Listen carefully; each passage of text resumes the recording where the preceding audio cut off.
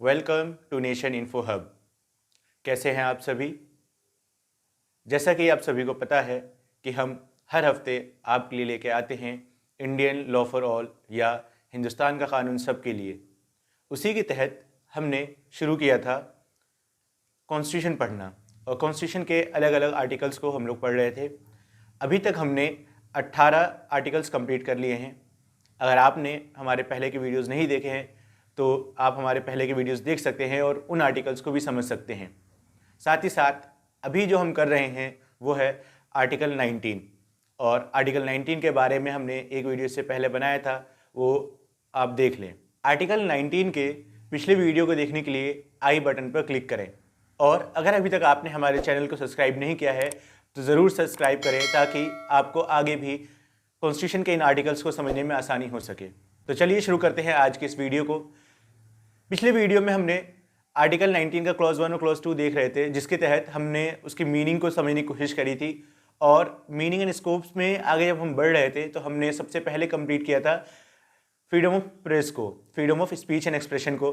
उसी के तहत आगे अब हम शुरू करते हैं और पढ़ते हैं। आज हम कोशिश करेंगे कि आज freedom of speech and expression को अच्छी तरह से समझ सके और इसको इसी वीडियो में कंप्लीट कर सके ताकि हम आगे भी आर्टिकल 19 के दूसरे क्लॉजेस को कंप्लीट कर सकें और पढ़ सकें। अगला जो इम्पॉर्टेंट चीज़ है आर्टिकल 19 में और इसके फ्रीडम के तहत में आता है वो है right to know and obtain information, मतलब जानने का अधिकार और इन्फॉर्मेशन लेने के लिए अधिकार।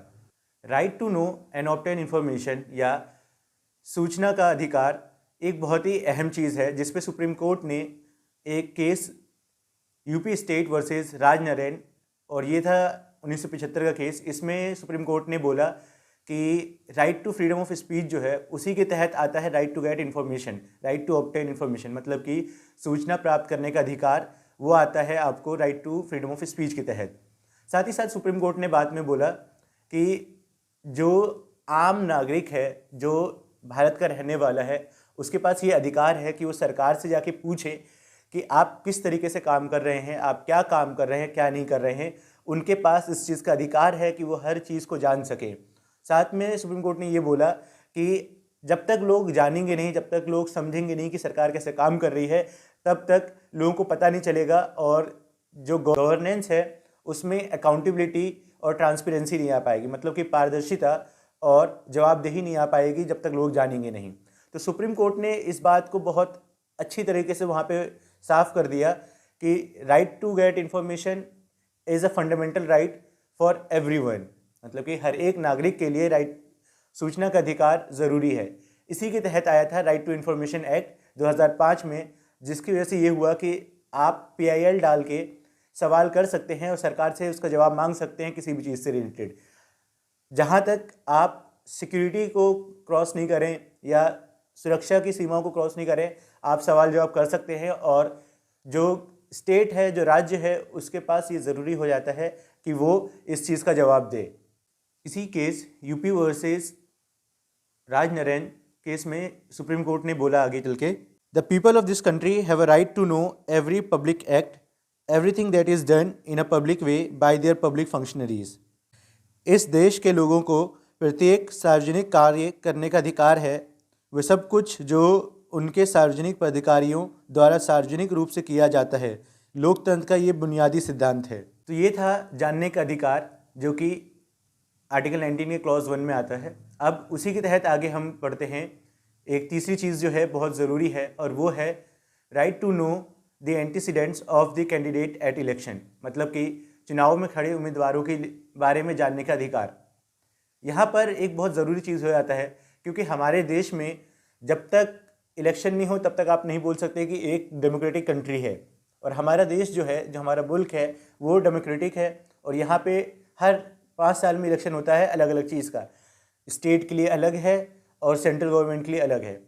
तो इसी के तहत एक जो चीज़ आया और एक बहुत ज़रूरी केस है वो हम आपको बता देते हैं।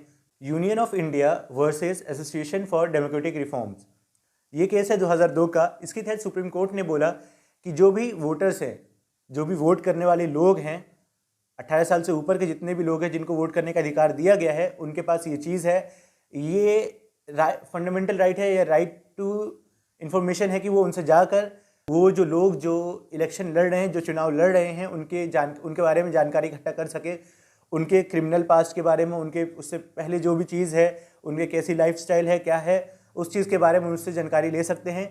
वो जान सकते हैं कि वो जो उनका कैंडिडेट है जो खड़ा हुआ इलेक्शन में, उसके पास कितना पैसा है, वो कैसे क्या काम करता है, हर चीज़ की इन्फॉर्मेशन उसको दी जाएगी। ये एक तौर पर राइट है जो वोटर्स को दिया गया है। तो ये हो गया तीसरा चीज़ जो कि freedom of speech and expression के तहत है। चलिए अब हम आगे बढ़ते हैं और उसको समझने की कोशिश करते हैं। अब आगे जो है वो है राइट टू रिप्लाई या जवाब देने का अधिकार। इसके तहत एक ज़रूरी केस जो है वो है LIC वर्सेस प्रोफेसर मनु भाई डी शाह। ये 1992 का केस है। इसमें सुप्रीम कोर्ट ने बोला कि एक इंसान के पास अधिकार है कि वो जवाब दे, साथ ही साथ उस जवाब को उसी न्यूज़ मीडिया में प्रकाशित करे या पब्लिश करे जिसमें उसके अगेंस्ट कुछ बोला गया हो या कुछ उसके खिलाफ में ऐसी चीज़ पब्लिश की गई जो सही नहीं है। और सुप्रीम कोर्ट ने साथ में ये बोला कि ये जो है राइट टू रिप्लाई वो प्रोटेक्टेड है under article 19 clause 1 sub clause A के तहत। अब आता है राइट टू साइलेंस या चुप रहने का अधिकार। अगर आपको बोलने की आज़ादी दी गई है तो साथ ही साथ आपको चुप रहने की भी आज़ादी दी गई है कि आप अगर किसी चीज़ पे आप नहीं बोलना चाहते हैं, कहीं पे आप नहीं बोलना चाहते हैं, तो आपके पास पूरी आज़ादी है कि आप वहाँ पर बिल्कुल चुप रहें।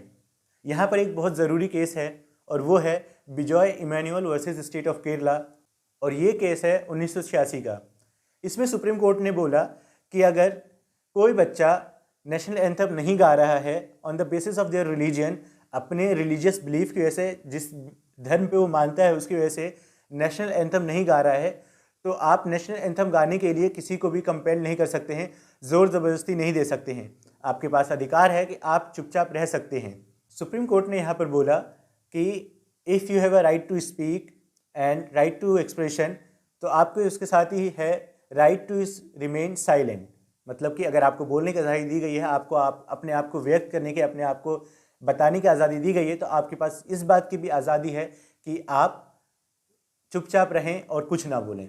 तो ये था 5वां पॉइंट जो कि इसी freedom of speech and expression के तहत है। तो चलिए अब हम आगे बढ़ते हैं जो कि इसका लास्ट है। अब आता है right to fly the national flag या राष्ट्रीय ध्वज, राष्ट्रीय झंडा जो है आपका, उसको लहराने की आज़ादी। एक ज़रूरी केस है जो है Naveen Jindal versus union of India. ये 2004 का केस में है। इसमें सुप्रीम कोर्ट ने बोला कि अगर एक इंसान नेशनल फ्लैग को लहरा रहा है या फहरा रहा है उसके साथ डिग्निटी के साथ और रिस्पेक्ट के साथ, तो वो ये दिखाता है कि वो इंसान जो है अपने देश से कितना प्रेम करता है, वो अपने देश के लिए कितना लगाव रखता है, उसको अपने देश से कितनी लॉयल्टी है। ये सब चीज़ दर्शाता है एक झंडा लहराना, और ये दिखाता है कि वो इंसान कितना गर्व महसूस करता है, कितना प्राउड फीलिंग आती है उसको अपने देश के झंडे के साथ। इसी के साथ सुप्रीम कोर्ट ने यहाँ पर ये बोला कि ये जो झंडा लहराने का अधिकार है वो प्रोटेक्टेड है, बचा हुआ है, सुरक्षित है under article 19 clause 1 sub clause A। लेकिन एक और चीज़ जो नोटिस करने वाली बात है, सुप्रीम कोर्ट ने बोला वो ये है कि अगर आप किसी कमर्शियल पर्पज़ के लिए झंडे को लहरा रहे हैं तो आपके ऊपर वहाँ पर रोक लगाया जा सकता है। तो अभी तक हमने देख लिया स्कोप में freedom of speech and expression के तहत कि क्या क्या चीज़ें हैं जिस पर आपके लिए आज़ादी है। प्रेस पे आज़ादी है, आपको झंडा लहराने की आज़ादी है, आपको चुप रहने की आज़ादी है, आपको जवाब लेने का अधिकार है। साथ ही साथ आपके पास ये अधिकार है कि जो लोग चुनाव में खड़े हुए हैं लड़ने के लिए चुनाव, उनसे उनके बारे में जानकारी ले सकते हैं आप। और एक आता है जो है बहुत ज़रूरी राइट टू इन्फॉर्मेशन एक्ट के तहत कि आप जवाब ले सकते हैं, इन्फॉर्मेशन ले सकते हैं स्टेट अथॉरिटीज़ से किसी भी टॉपिक से रिलेटेड। तो ये 6 चीज़ है जो कि freedom of speech and expression के तहत आती है। अब एक सवाल आता है यहाँ पर कि क्या ऐसा हो सकता है कि किसी वजह से freedom of speech and expression के ऊपर रोक लगाया जा सके। जो आपको अधिकार दिया गया है right to free speech and expression, वो अपने आप में एक एब्सोल्यूट राइट नहीं है, मतलब कि वो अपने आप में पूरा नहीं है। उसके ऊपर रीजनेबल रेस्ट्रिक्शन लगाया जा सकता है, और वो रेस्ट्रिक्शंस लगाए जाते हैं आर्टिकल 19 क्लॉज 2 के तहत। और इसमें जो बात बोली गई है वो ये है कि कुछ ऐसी चीज़ें हैं, कुछ ऐसी बात है जिनकी वजह से आपके मुल्क को या आपके मुल्क की सिक्योरिटी को, फोर्सेस को या किसी और चीज़ को ऊपर नुकसान है या ख़तरा है, तो आपके ऊपर रोक लगाया जा सकता है। चलिए हम आपको बता देते हैं कुछ चीज़ें जिनके ऊपर से, जिन चीज़ों के लिए रीजनेबल रेस्ट्रिक्शन लगाया जाता है freedom of speech and expression पे।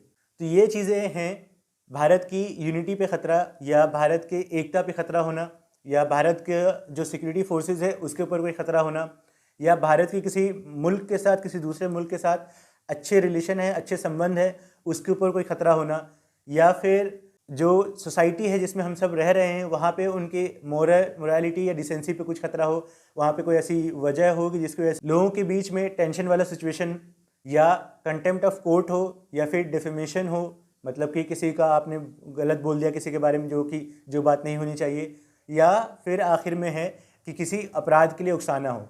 अगर ये सब चीज़ें आती हैं, ये 7 चीज़ें ऐसी आती हैं, तो इसके तहत आपके ऊपर रीजनेबल रिस्ट्रिक्शन लगाया जा सकता है अंडर आर्टिकल 19 क्लॉज 2। तो यहाँ पे कंप्लीट हो गया हमारा आर्टिकल 19 क्लॉज 1 और क्लॉज 2। हमने आपको समझा दिया, हमने आपको बता दिया कि आर्टिकल 19(1) में क्या है, freedom of speech and expression के तहत क्या है, उसका मीनिंग क्या है, उसके तहत हमने 6 पॉइंट लिए और उसको भी हमने आपको बताया। साथ ही साथ हमने आर्टिकल 19(2) के तहत जो रीजनेबल रेस्ट्रिक्शंस है, जो रोक लगाया गया है लोगों के ऊपर, वो भी हमने आपको बता दिया। तो आज के वीडियो में बस इतना ही।